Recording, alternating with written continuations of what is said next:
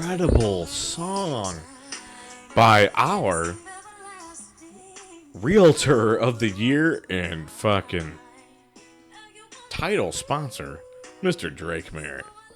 For clarity, that's by Mariah Carey, and I did request that though. Absolutely, you did. Great song. And I couldn't be more happier that you did. Great song. One of the blessings and curses of podcasts is that you can't hear us. I mean, you can't see us, and hopefully you can hear us. Shit. You can't hear us. Sorry. That's what happens after the drink of the show. You can't see us, but I would like to paint a picture for you guys, if I may, of our title sponsor. Drake's here, our first true live guest ever, and Boy, does he look great. And he looks great. Mariah Carey's playing, and I got my eyes closed, and I'm just kind of getting into the na-na-na, oh. Yeah, oh yeah. Na-na-na-na-na, and I look over, and there's Drake, and his eyes are closed, and he's pantsless, and he's got the plaid, a sexy blue and pink plaid button up with his vest on, and he is just in his boxers, in it to win it, with his barefoot refresh spritzer into his right hand, his left hand shaking. I mean, folks, we make magic here. Seriously. We make magic in this room. Can you get much better than Drake Merritt as your motherfucking title sponsor and Pat Morris as your co-host? I can't, and Jimmy B running the show. I'm a blessed man. You are a blessed man. We're blessed men. And by the way, our title sponsor, let's just make this real clear if we haven't yet, sold you this house. He sure did. He sure did. We wouldn't be sitting here without you, brother, so thank you. I am a customer for life. Love it, guys. Love it. And that's how it is, right, Drake? Oh, absolutely. Sell the dream. Absolutely. Sell the dream, baby. And speaking of dreams, let's get into our 3 questions. I was going to say, great segue, why don't we Pat. get into our 3 questions? So, what do you got, Jim? I got great. I like 7 questions. Great, because I have 2.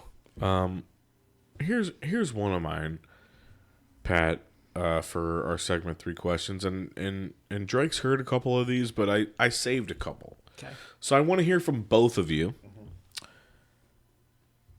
Do athletes get traded to different countries, such as Canada in hockey? What if they don't have a passport yet? Are they still allowed to play in Canada? Like, did they get a free pass?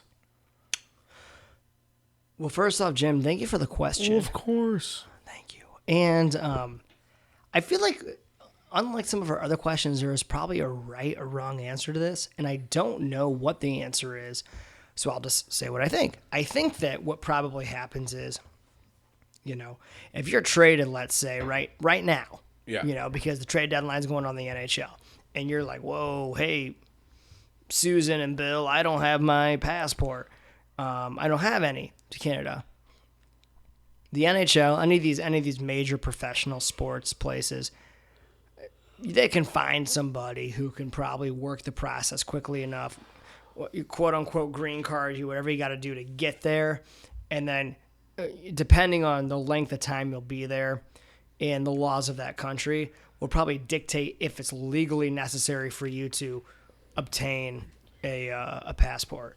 That's my best guess. But I think that if you're planning to stay there, you absolutely should if you're signed to then a full term contract or something like that. Sure. I'm not knowledgeable enough in immigration law to know the exact answer. But I'm gonna swing this over to Drake Merritt, the home loan expert. Actually, I did that on purpose. I just want to see what you would say. No, I love that. And, I am an expert in immigration law. So let me tell you what I think about this. Thank you, Jimmy.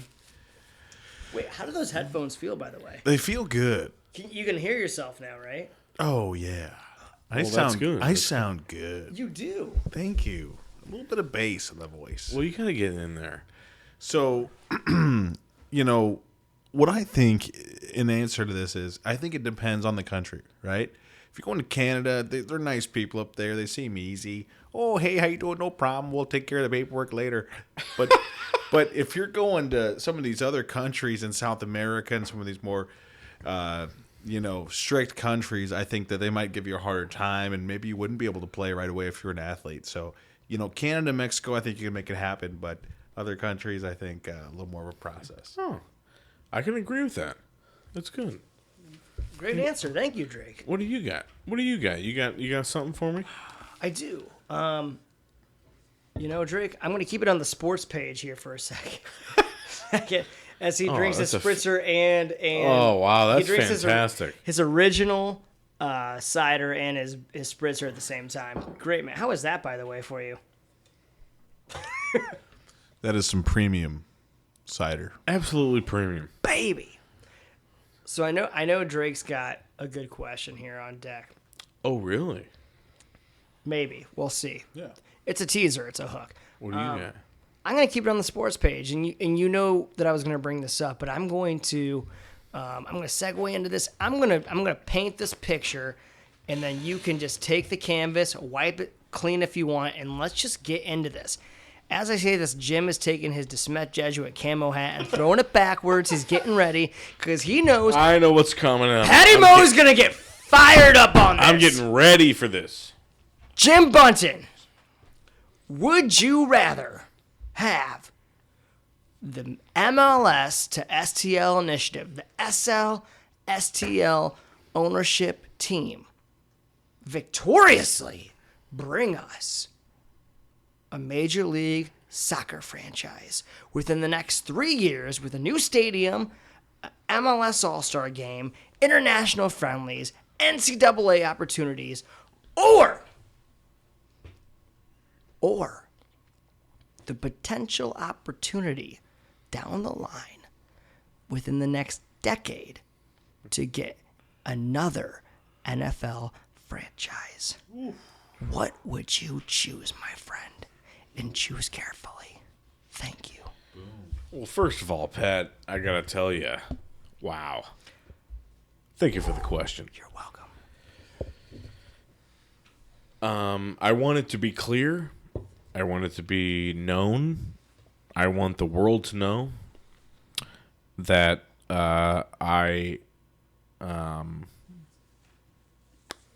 expletive, fuck the NFL. Thank you. We as a city, since you and I have been born, and also Drake, have had 2 NFL teams. 2.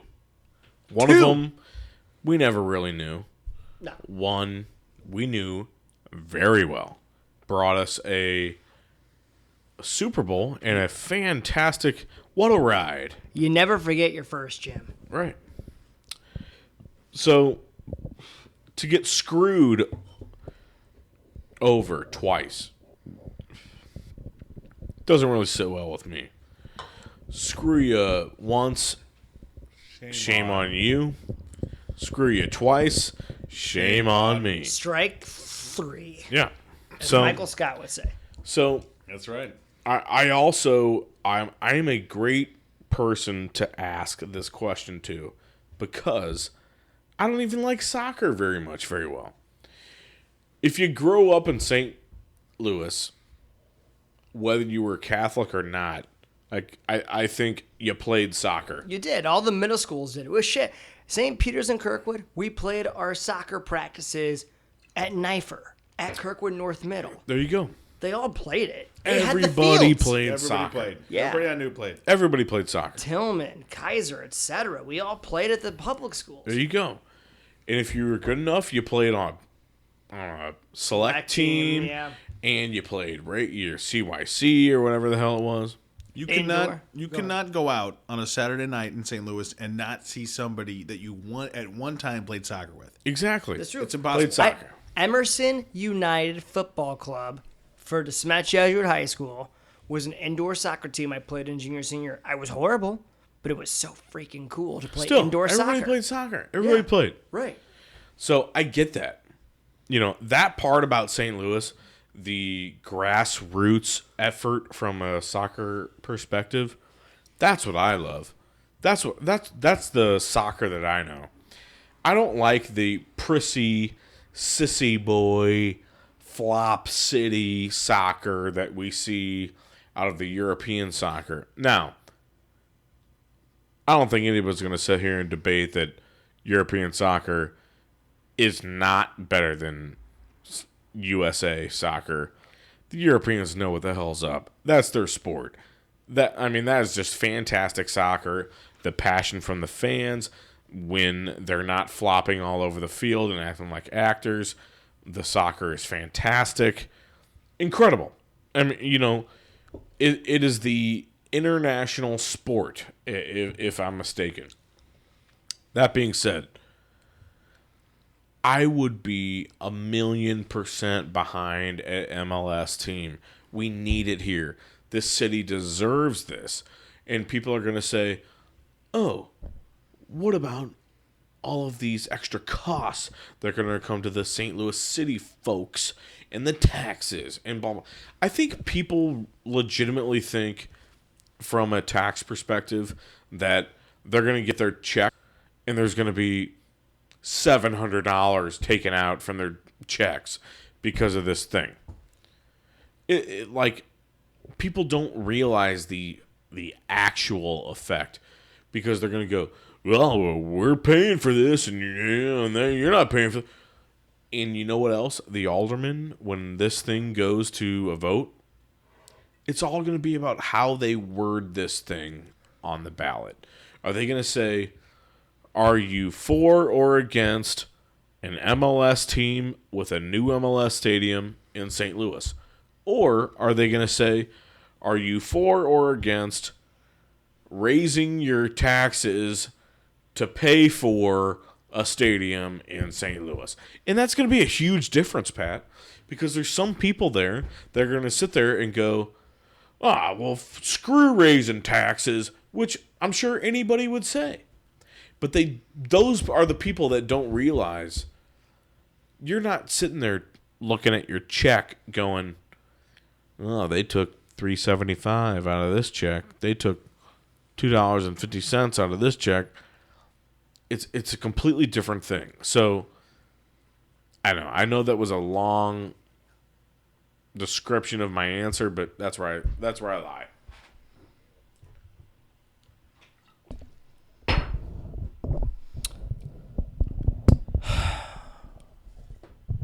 I liked your description. I liked it a lot. Thank you.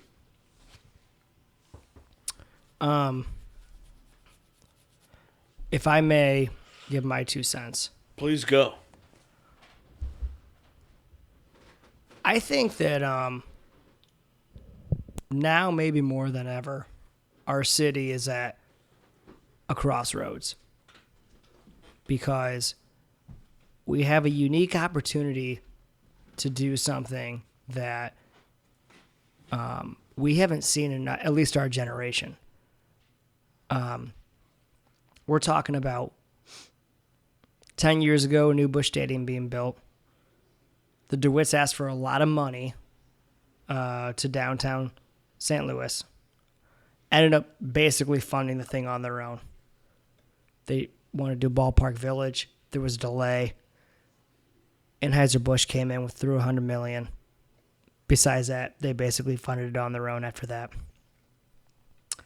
We have an investor taking Union Station, renovating it, Ferris wheel, aquarium, trying to bring some new life into it. First time since the 80s when they had the mall downtown and all the hotels and shops. There's a ghost town down there now. You have the Cortex in Midtown. You have the revitalization of SLU, the Shavitz Arena. You have all these pieces connecting between Busch Stadium and Midtown. And then the cherry on top is the soon-to-be completely revitalized Arch Grounds from Kiner Plaza all the way to the river. Better lit, better safety, better accessibility, brand new museum. St. Louis is making an effort to do something really special, really special. The Arch is 50 years old. Busch Stadium's new. Union Station's coming around. Scottrade Center, in the midst of all this, is trying to get a boost as well. That's to be determined. Which hopefully goes through. Hopefully goes through. So all these great things are happening. And then last year, a man named Stanley E. Kroenke ripped the fucking heart out of this town. Because not only did he lose our second football team, as you mentioned, but he pissed on us on the way out. Sure. And he upset us. And rather than rally together, we almost damn near a few times tore ourselves apart to lose the Major League Soccer initiative. Thanks to a handful of aldermen in a room, the Ways and Means Committee. They wouldn't even consider giving the people a chance because they're so butthurt about fucking Kroenke and everything he did a year ago. The NFL is one thing. Major League Soccer is another. One is greed. The other one represents opportunity. And damn it, this city needs an opportunity. And the Major League Soccer organization is going to give it to us, but we got to let them. And thank God that they figured that out yesterday in that room. And hope and pray that they can get this figured out next Friday and the aldermen agree that we can vote. And then hope and pray that the people of St. Louis say, you know what? This is good for our town because there is a symbol here. They can privately fund or redo the arch. You can have somebody come in and redo Union Station. The DeWitts can redo Ballpark Village out on a second phase, et cetera, et cetera, et cetera, et cetera. The thing that bothers me the most is that you live in the city. You're a city guy. You live in South City. I live in an apartment in Kirkwood. But regardless of the dividing lines of where we live, we have the same hopes and beliefs for downtown. We want St. Louis to be a place where people go downtown. We want a place where we can say, oh, I don't feel like the Landing is sketchy and scary or Wash Ave is somewhere I don't want to go. No, I want to be able to go to a Cardinals game and then see a soccer game and then go to the aquarium with my kids and ride the fucking Ferris wheel and go on the arch and have a great day downtown. That's what I want. And the city's trying to do that. And what are we saying from a political and from a moral and ethical standpoint if we're just like, meh, we don't really care about soccer because we lost our football team and we're bitter? Well, I want to hear, first of all, Pat, fantastic breakdown. I want to hear from Drake first before I give my response. So, Drake, how do you feel about this? Stop me, Drake.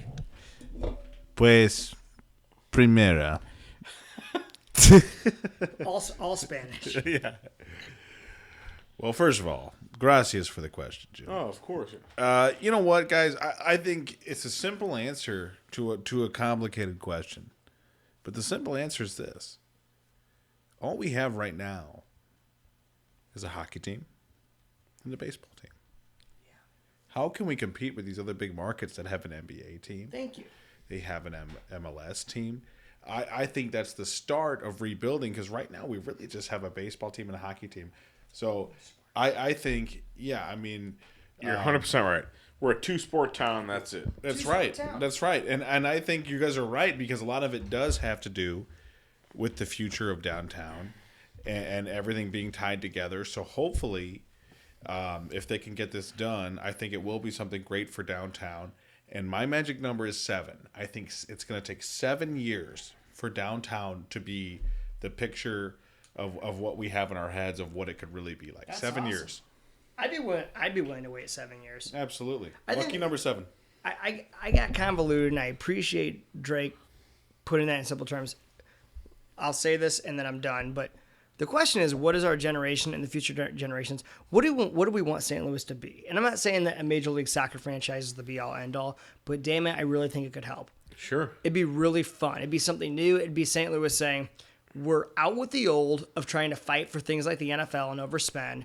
We're going to squeeze a lot tax-wise, and it's going to hurt a little, but in with the new for something like soccer, because this is a grassroots soccer town, like you said, and I think that it's something that could really, over time, become part of us.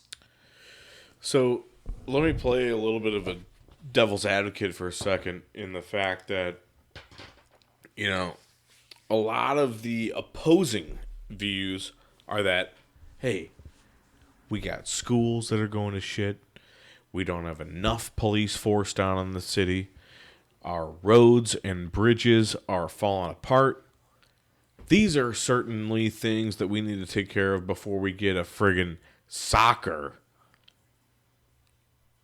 team here in St. Louis. My own response to that is the fact that, first of all, those things haven't just all of a sudden happened in the past year or two. Those things have been problems for years. So where has this been happening before this whole MLS thing came along? They could have fixed it years And now ago. all of a sudden we want to get some money for that, and now you're saying, oh, well, we need that for this? Why was that not happening before? Right. That's one for me. Number two is nobody's going to deny the fact that, sure, we would love to have a lot more police force downtown and have all these things happen. But when are you ever going to have the opportunity for two things? One, a professional sport organization come to you and say, we want you to take this spot. We want you to have this spot. We've saved this spot for you. All you need to do is to come up with a stadium situation. That's all you got to do. We'll take care of the rest. Which we were going to do for an NFL franchise for $400 million of public money. Right. And now what are we asking? 60 million? Tops. And so what I heard Cusimano and a couple other radio stations saying today were, if we screw this up, we as in St. Louis as a city, if we screw this up and we don't let this happen, this opportunity will never happen again. I couldn't agree more. Because when are you going to have a group of investors willing to put up $250 million of their own money to make this happen when they just went through an NFL bullshit situation, which, guys, we would all be remiss to say, hey, that would have been a shitty deal. Yeah, we would have had an NFL team, but we would have been in a world of hurt as a city had we had that. This is way less risk. We have that same, almost the same, group of investors willing to throw up tons of money still, but not a lot, not compared to the NFL situation. And you have the professional sports team and a NCAA organization sitting there saying, we're so looking forward to you guys doing this. We want this to happen. We're promising you the world if this happens. Low risk, high reward. Absolutely. Versus NFL, high risk, guaranteed low reward. Almost guaranteed. I mean, think about it. Because by the time the Rams would have gotten good, the NFL would have almost never brought a Super Bowl here. And, or if they did, it would have been way down the line. Right. And, man, the Rams, they've got, the way it's going, they've got at least 5 more years. At least. That's a long time in the NFL world. I don't know. Like, we would have been paying out the wazoo for this mediocre team. So, Right. I'm just saying I agree with you. What do you think, Drake? Guys, correct me if I'm wrong here, but didn't they say that the TV ratings, St. Louis surpassed the LA TV ratings? I think they did. I For think the Rams, yeah. which is kind of crazy if you think about it. They moved to the supposedly way hotter market, and attendance wasn't what they thought, and TV ratings, we were oftentimes beating them. So I just thought that was kind of interesting. It showed me that we were more powerful than I think. And if we get behind this MLS team, I think that I hope that happens. I think that can be fantastic for the city. Right. Again, I don't personally, I'm not a big fan of soccer or European football, but if that's my home team, I'm going to rally behind that team because it's good for the city. Yep. It's good for the surrounding businesses around it. Yep. And you know what? That's your home team. It's like I'm the youngest, but I would think that, out of the situations I've heard about with older siblings, it's like picking on your younger brother, but then when someone else picks on your brother, good not metaphor. going to happen. good So, of course, I could sit here and make fun of soccer and the people that play soccer and the floppers out there. But at the end of the day, if that's my home team, no way. I'm sticking behind that team, and I'd go to tons of games. Absolutely, Yeah. I would. I'm gonna finish on my thought with one quick thing here. First off, I think you're right, Jim. I think it's I played soccer in grade school, a little bit in high school, just like I said, that fun league. That's it. But I think St. Louis shows up when they want to represent St. Louis. The initiative can be whatever. That's secondary. To represent St. Louis is first. Amen. And I'm going to tell one story. I don't know if it's relevant or not. It's quick, though. I think it might be a little relevant.